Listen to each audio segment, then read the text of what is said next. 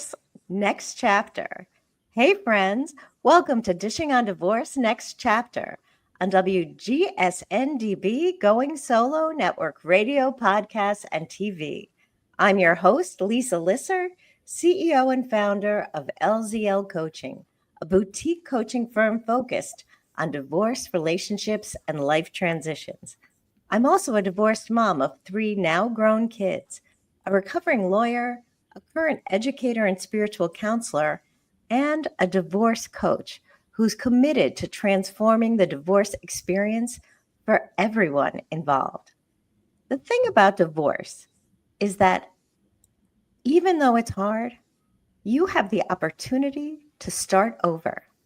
Sometimes people going through divorce are so mired in the fear and overwhelm that they overlook that very real step of opportunity to begin again.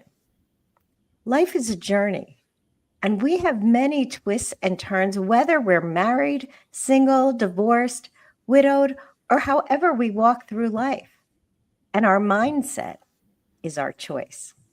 Today's guest, Alyssa Dineen, is all about mindset and style, how we walk through our world.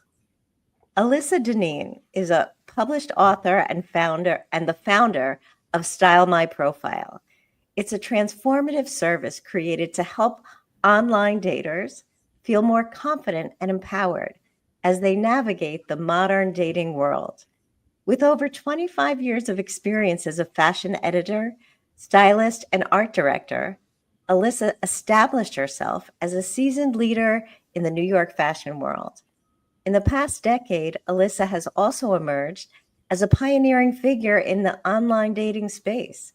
Her innovative approach combines her expertise in styling with her insights into dating, guiding clients on everything from personal presentation to effective communication with potential partners. An acclaimed dating expert, Alyssa has been featured in the New York Times, The Today Show, Goop, and Oprah Daily. She's also the author of The Art of Online Dating, published by HarperCollins in 2021, which offers valuable strategies for success in online dating. You can find more information about Alyssa and Style My Profile services at stylemyprofileny.com. Welcome, Alyssa Dineen. Thank you. Thank you so much for having me. Oh, it's our pleasure. So, Alyssa, it's so important for us to learn how we shift our perspective and go off into the dating world. So many of my clients are terrified. Many of them haven't dated in 15, 20, 25 years. And the world is really different. The dating scene is different than it was way back when. So how do you help people? How do you ease their fears about walking that first step in or dipping your toes into the waters? Yeah, I mean, it is really daunting and intimidating, and which is why I started Style My Profile, honestly, because I felt the same way when I got divorced and started online dating. I'd never done it before. I'd been with my ex for 18 years. And I really felt lost, and really only someone who's been through it can really understand how it feels to get online after never doing it before. So I really wanted to help other divorced people and single people navigate it and feel more prepared going into it, because there were so many times where I feel like if I knew what I learned after 6 months of online dating in the beginning, I would have saved myself a lot of aggravation.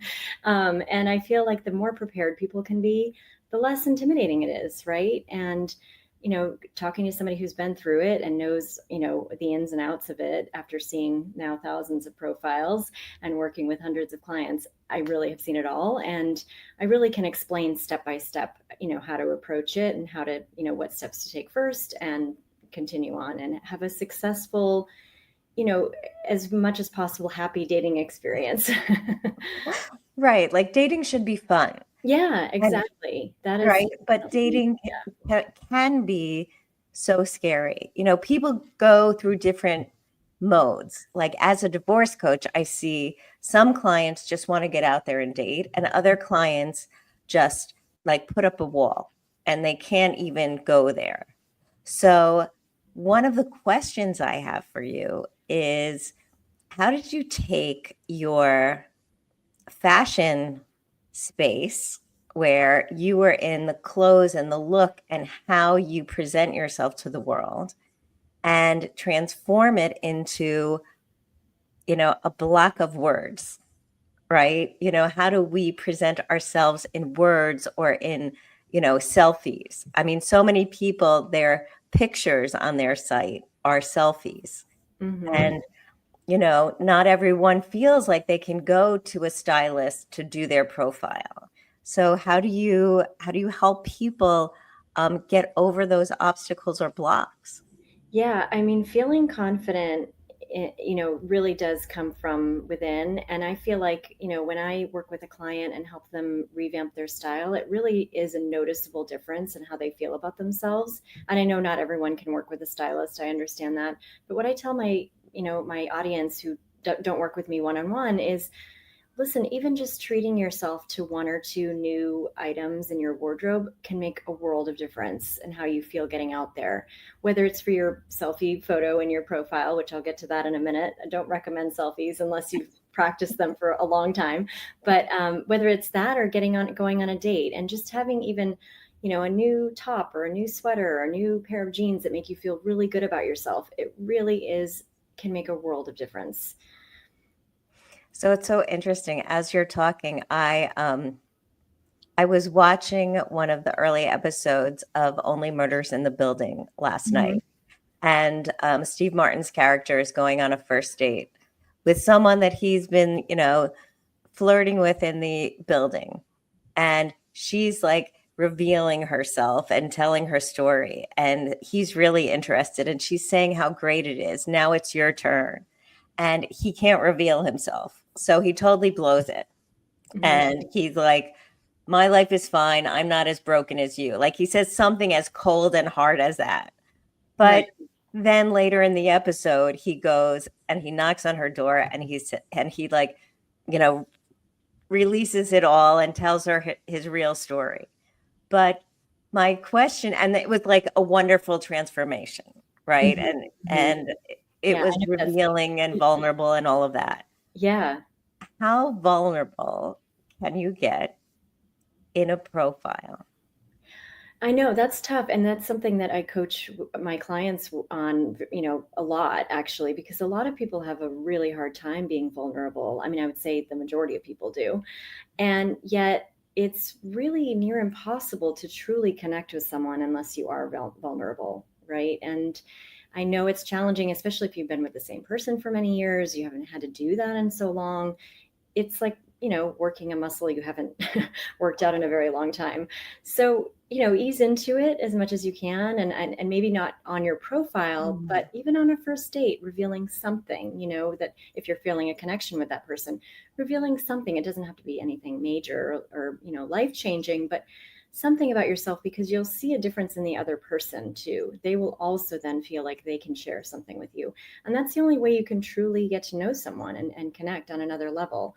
And again, I know it's hard because a lot of us have walls up and guards up and all of those things for good reasons, usually. But, just to really try to work on that. And that really, again, takes practice. So it might take a few dates before you're able to do that.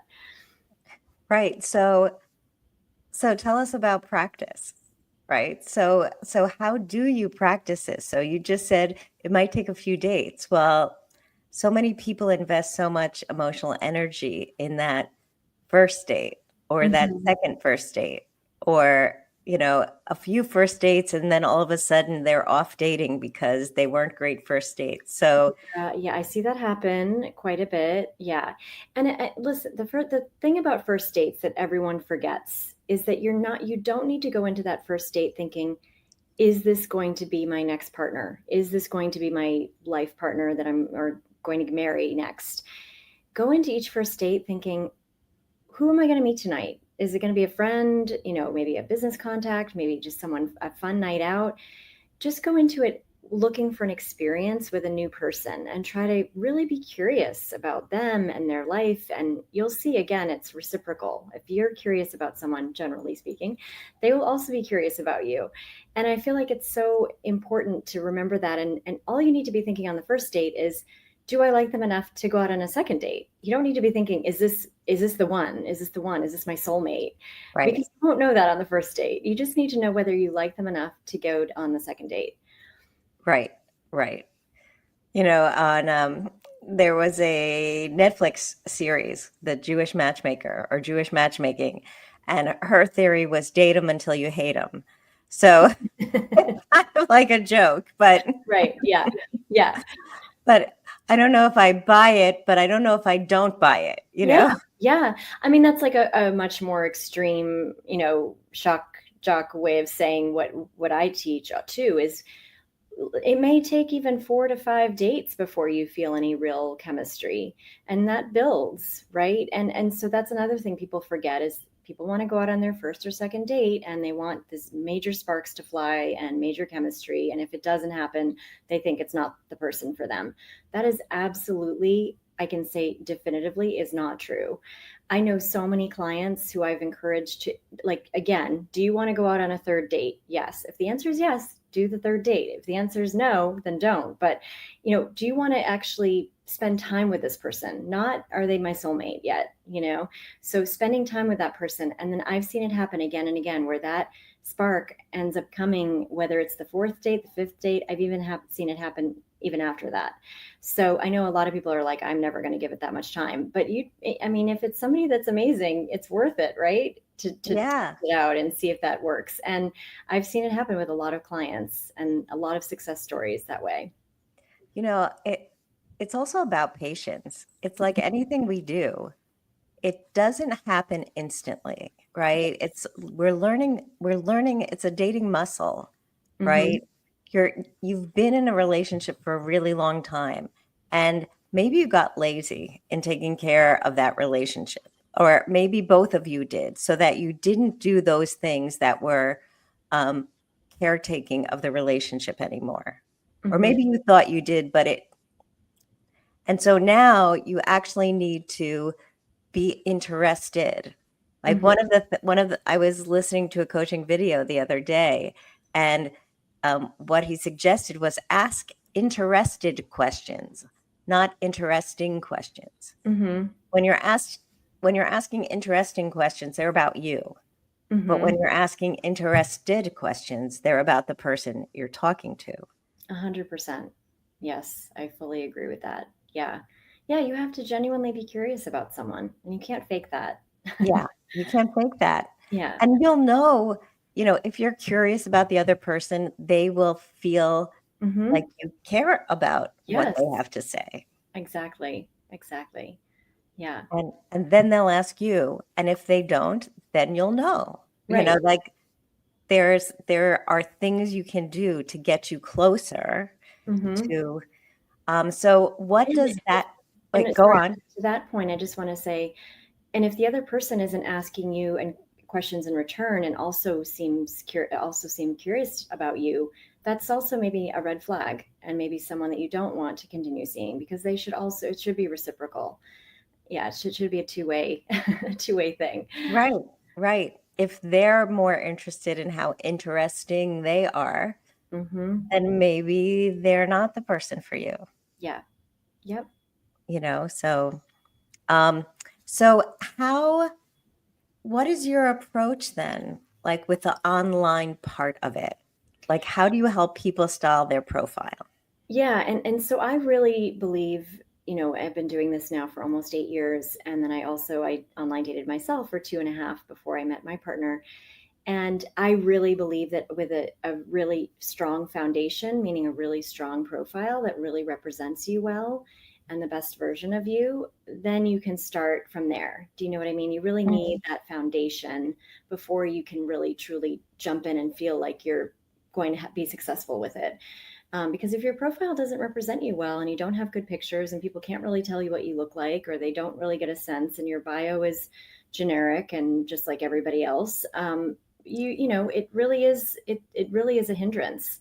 So starting with a really strong profile that truly represents you in an authentic way, and I know authentic is an overused word, but it's so appropriate for this, really truly represents you, then you can really feel like you're starting off on the right foot. And from there, then you need to, message with people and get to the actual dates.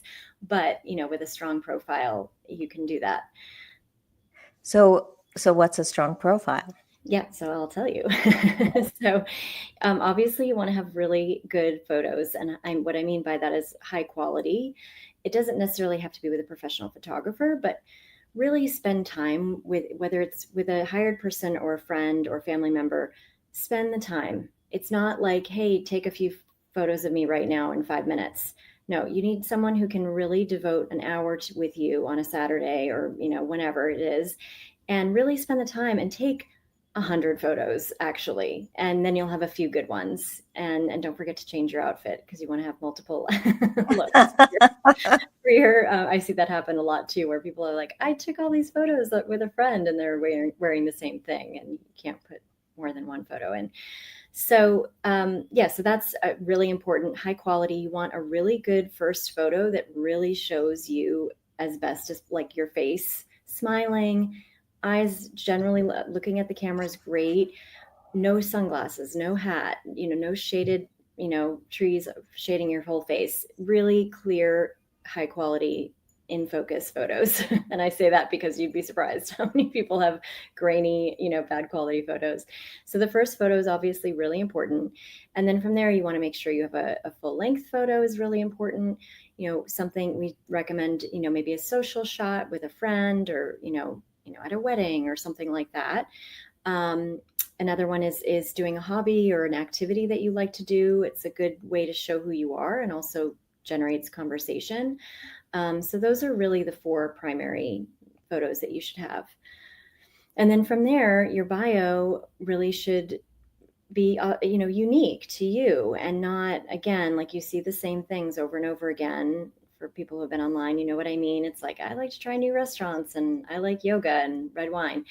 You really have to branch out and really think about what's unique about you, and say that in the profile. And people feel like they want to be as generic as possible to attract more people. No, you want to attract the people that are going to appreciate you for you. You don't want to appeal to everybody. So that's really, really important too. So what about the dilemma when it seems like all the men or the opposite gender, to whomever we're speaking with, are like wearing the hats or the glasses or holding a fish, or, you're not seeing people who you would want to match with? Yeah, I mean, that that is part of it. You'll see a lot of bad profiles, and you'll see a lot of people that you would not want to go out on a date with. But what I say to my clients and my community is, anybody that's a maybe should be a yes for now. You know what I mean? And so anyone that's a hard no, of course, is a hard no. But anyone that's a maybe, like, oh, well, I don't know, his pictures aren't great, but, maybe, swipe right on that person, message with them, see what happens. It may not go anywhere, but, it may lead to a date, and then see what happens. But I have to say, all those success stories, there's a common theme, which is, a lot of people say that their profile didn't wow them. It was sort of like, ho hum, and they messaged with them and went out, and then it built from there. But I hear that again and again. So it really is something to keep in mind. If it's a maybe, then it should be a yes for now. Okay. Yes for now. Okay, audience. Yes for now. Until they prove you wrong. But yeah. So let's talk about sort of so in Yiddish, we have a word that's tachlis, which is like getting down to business. So the tachlis of the online dating. So how do you move, or when should you move from the chatting to actually making the date? As soon as possible. Okay. That's what I would say. In my experience of online dating, like, enough with the chatting. Yeah. It generally leads nowhere. If it goes on too long past a point, it never ends up being a date. So just keep that in mind. I usually say 10 exchanges between the two of you. Once you establish a little bit of a rapport, I mean, I know it's hard on text exchanges, but as much as you can, try to at least get to, the next platform, meaning like a phone call, a FaceTime call, or ideally an in-person date. But even if you're vetting people out with a phone call or something, trying to get off the app, that is the point here, right? I think people rely on messaging back and forth on the apps too much, thinking some miracle is going to happen and they're just going to spontaneously end up on a date. No, you have to really make that happen as soon as possible. Right. And I started, I mean, I a lot of my clients do this now too. I started saying, right away, messaging with somebody, I'd say, I like to make a date now, and then let's not message until the date. I mean, other than to confirm it. And I had that hard boundary. And people were kind of like, oh, okay. But people who got it, got it. It's like, you don't want to message back and forth. Let's make a date, even if it's for 2 weeks from now. Let's make a date and then confirm ahead of time. But yeah, you want to get off the messaging. That just is a dead end road. Yeah, no, I agree, because it gets to be too much. And then it's more like it just drags things out. And then you actually learn more things about them, and then you don't really want to date. Yeah. Or what I've had seen happen, and it happened to me too, is you message back and forth for however long, a week, 2 weeks, even sometimes more. And then you finally meet the person in person. And this happened with me. And I mean, it was nothing like what I expected. He was nowhere Yes. near as sensitive and sweet and kind as I thought he was from his messages. And it was like this kind of jolt. And I kind of even went against my usual. I usually recommend only a drink or coffee for your first date, because you don't want to get stuck at dinner with someone for 2 hours, and if you already know, within a few minutes. And I made a dinner date with him, and within 10-15 minutes I knew that he was completely different than how I thought he was going to be. So it's a fantasy idea that you create about somebody, messaging back and forth with them. And everybody does it. I see it happen all the time. Men do it with women too. You create this fantasy about how the person is going to be, and inevitably it's going to be a letdown, no matter who it is. Yeah. Yeah. So it's just, it's best to just get off the app as quickly as possible. Get off the app, meet, and form an in-person relationship. Yeah. And remember, again, I'm going to repeat myself a million times, but it's so important. Remember, you're just trying to decide whether you want to get to the second date. A good kind of gauge is, would you want to be friends with this person? Would you want to go to a movie with them next weekend? Would you want to go grab a coffee with them? If the answer is yes, then go on a second date, even if there's no chemistry, even though if there's no attraction yet. I mean, another way I explain it is, you don't choose your friends based on how they look, and you choose them on how they treat you. And you don't care about how much money they make. You don't care about how tall they are, all of those things that we put so much weight in. And Right. you know that you need to be attracted to the person. I get that 1,000%. I'm not saying be with someone you're not attracted to, but we put way too much weight on these superficial things. Yeah, but I wonder though, if when, I guess I have plenty of clients who are in the gray divorce area, Mm-hmm. and they feel like they're in a different stage of life. So they don't necessarily feel like they have the same time, or younger people who are like feeling like they have a biological clock. Mm-hmm. So there are different things that people feel they have pressure to Yeah. make a decision. Like, I can't waste time. So those are Absolutely. impacting people's decisions. Yeah, I mean, and the biological clock one is real, and I work with clients in their 30s as well that are going through that, and it's tough because I've seen people settle for someone that's not quite right because they wanted to make sure they had time to have a family. And I know it's rough. I understand. I'm not diminishing it at all, but one thing you can do I know you don't have a lot of time necessarily to go out on 10 dates with someone to see if there's chemistry.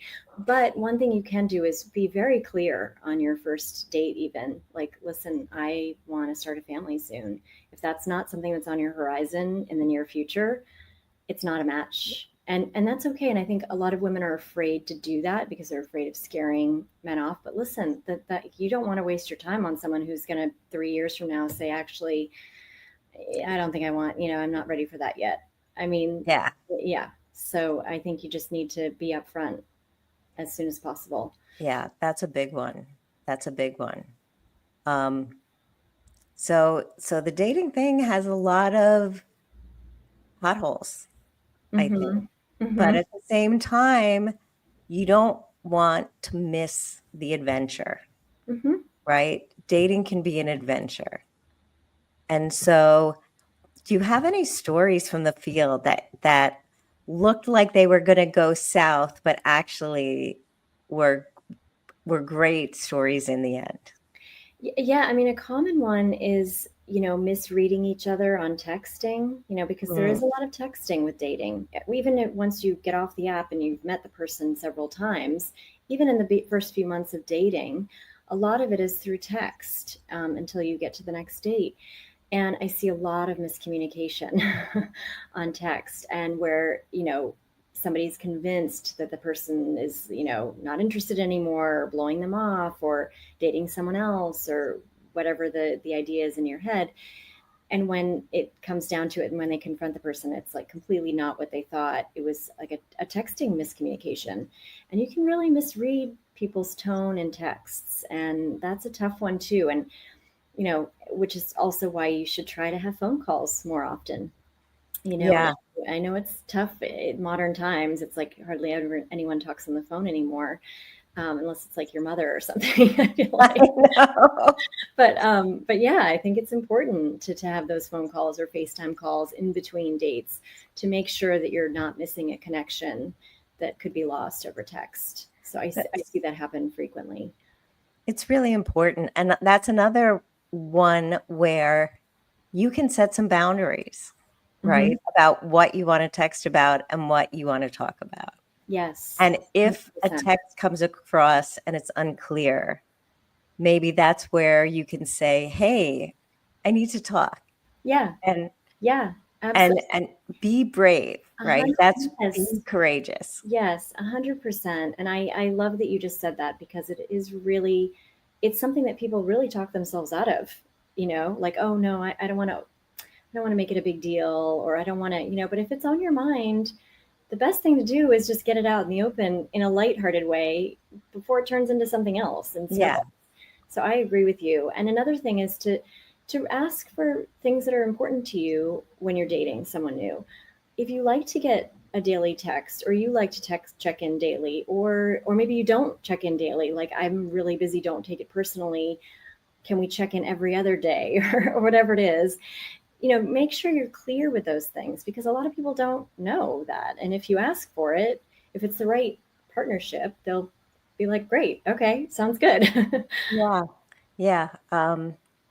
That's it's about communication, Hmm. right? And so communication from the profile, from what you want to communicate to the outside world. And then once you're in a dating relationship, it's how you set the boundaries for what you want to be your communication style, Yeah. Yeah. right? From styling your profile to styling your communication, and maybe recognizing that now you have a chance to like really set the stage yourself, Yeah. right? This is a new relationship. These are new ground rules that you get to decide. Yep. And Yes. I say it all the time, you get to. It's Hmm. not that you have to. It's not Yes. that someone's making you, but you get to decide. And that's an empowering way to say it. Yeah. Yeah, it really is. Like, this is a positive thing. Yeah, Yeah. It's positive. I So know. thank you so much, Alyssa. This has been a great interview, a great story, and I'd love you to style my profile. But I do have a partner that I met on Match, so thank you. Nice. Oh, I don't know your success story. I'd love to hear it sometime. So we can have another podcast and we'll Okay, talk great. about it. So tell me remind us again, how can my audience find you? Yeah, the best way is to go to my website, stylemyprofilegyc.com, and that really has everything. It has my, Instagram, Facebook. You can sign up for a consultation call with me. It has all the information, all my packages. So that's the best way. Okay, wonderful. And for my audience, you can always find me at lzlcoaching.com, and you can reach me by email, lisa@lzlcoaching.com.